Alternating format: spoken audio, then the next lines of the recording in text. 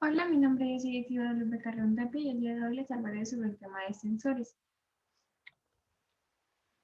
¿Cuál es el objetivo de esta presentación? Bueno, como principal objetivo vamos a dar a conocer distintos usos de los sensores y los distintos tipos que hay en el automóvil, así como también cómo llevan a cabo su funcionamiento y estaremos tocando algunas fallas que se presentan en ellos. Como introducción, primero que nada, vamos a ver qué son los sensores. Bueno, pues los sensores son dispositivos o componentes electrónicos que se encargan principalmente de monitorear cada función del automóvil.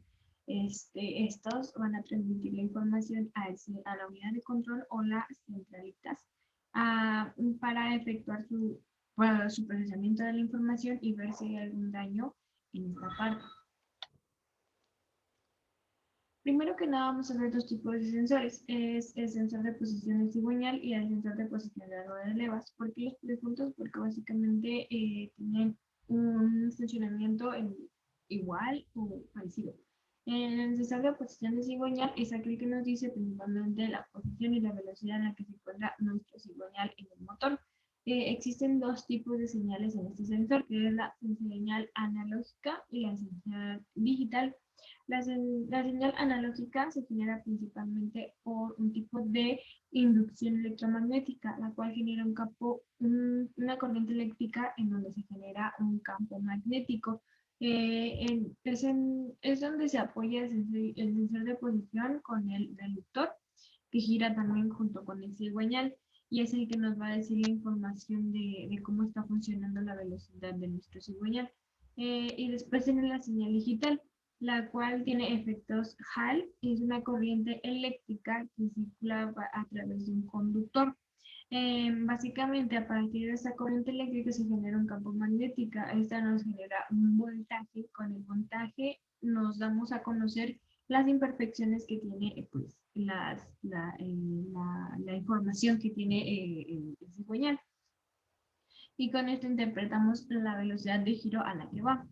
Los síntomas más comunes de algunas fallas en el sensor de posición de cigüeñal son que el motor no puede encender, el tacómetro cae de forma súbita y se enciende la lámpara del tablero de check engine. Después tenemos el sensor de posición del árbol de levas. Este sensor es que nos dice que está trabajando paralelamente con el sensor de posición de cigüeñal y logra sincronizarse en los tiempos de chispas e inyecciones. En las fallas de sensores de posición del árbol de levas es las fallas cuando tiene una criticidad cuando se cambia. Ya que estos sensores tienen un igual funcionamiento o más o menos parecido, pueden intercambiarse, ya que cuando uno está en mal funcionamiento o no sirve. Pero esto genera una criticidad media, y cuando tenía baja, porque cada uno estaba funcionando en su lugar, ahora lo va a tener media. Y esto va a ir aumentando y a ir aumentando hasta que sea alta. Y esto va a hacer que afecte en el desempeño del motor y que no permita que se arranque o se desplace. La causa vital de estas fallas se debe a defectos en el cableado de cada uno de estos sensores o básicamente porque pues uno no funciona y se tiene que cambiar de lugar o se tiene que hacer cargo de esto.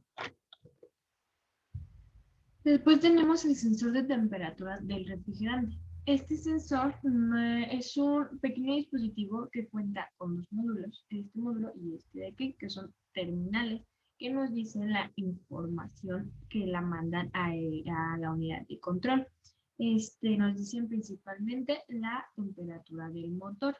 Este sensor determina la intensidad del calentamiento del motor a la velocidad en la que va. Las fallas principales del sensor de temperatura del refrigerante son el rendimiento pobre del combustible, ya que cuando el sensor es defectuoso evita o manda una señal falsa a la computadora o incorrecta, y esto esto es una reducción en el rendimiento del combustible, ya que la presión del combustible va a ser irregular y se regulará de manera incorrecta, básicamente. La luz del motor se activa. ¿Por qué es esta falla? Bueno, principalmente se activará cuando la computadora detecte algún problema en el sensor. Básicamente todo lo que pasaría con los problemas en distintos sensores. Esto es lo que pasa. El humo negro en el escape es debido a la temperatura incorrecta, ya que el proceso del combustible va a ser difícil. Después viene el sensor de oxígeno. Este sensor también recibe el nombre de sonda Lambda. Está hecho principalmente de un elemento llamado circonio y un revestimiento de cerámica que puede soportar básicamente altas temperaturas. También algunos tienen una pequeña carcasa metálica como con protección para evitar que las perforaciones en varias líneas debido a los gases de la combustión. Después tenemos las fallas del sensor de oxígeno. Hay distintas fallas. Una falla más recurrente se oscila directamente con la mezcla de carburantes, o sea que hay muy poco aire o que hay muy poca presencia de oxígeno para la acción de la combustión. Entonces esto hará que un exceso de combustible no se queme en la ignición. Básicamente, esta falla se debe a que no haya mucha presencia de aire y no se puede hacer la mezcla para poder reaccionar a la chispa, básicamente. Eh, Existen otras fallas comunes en este sensor de oxígeno que pueden asociarse con la alta temperatura, las cuales son la conexión sulfatada, el cableado recalentado por la alta temperatura, el arnés cristalizado y quebradizo. Después tenemos el sensor de denotación. Este sensor es capaz de producir una señal debido a una vibración diferente a la normal provocada en un proceso de combustión denotante. Este tiene el objetivo de obtener la mayor potencia posible del motor con el menor consumo del combustible, para que pues, haya más obtención más obtención de poder que necesitamos básicamente. Las distintas fallas del sensor de denotación o cómo se pueden presentar es las explosiones al momento de acelerar, que tenga una marcha mínima, que hay una pérdida en el motor, porque básicamente se encarga de tener la mayor fuerza, entonces la pérdida del motor, la pérdida de la fuerza en el motor o la potencia del motor va a ser una falla evidente. El cascabeleo, que es un sonido que va a emitir, el encendido de la luz de check, como lo veíamos anteriormente con distintos sensores, genera elevado consumo de combustible, golpeteo en el motor y una dificultad para acelerar. Después tenemos el sensor de masa de flujo de aire. El sensor de masa de flujo de aire, detecta la cantidad de aire que ingresa al motor y envía una señal a la unidad de control. Esta señal es para calcular la cantidad correcta de combustible que se debe administrar en el motor para poder lograr hacer la mezcla de combustión.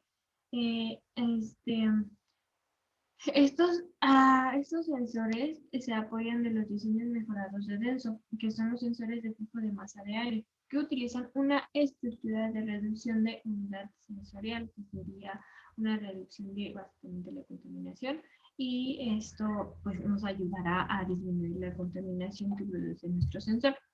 Los distintas fallas o problemas que se pueden presentar en el sensor de masa de flujo de aire son problemas en el motor.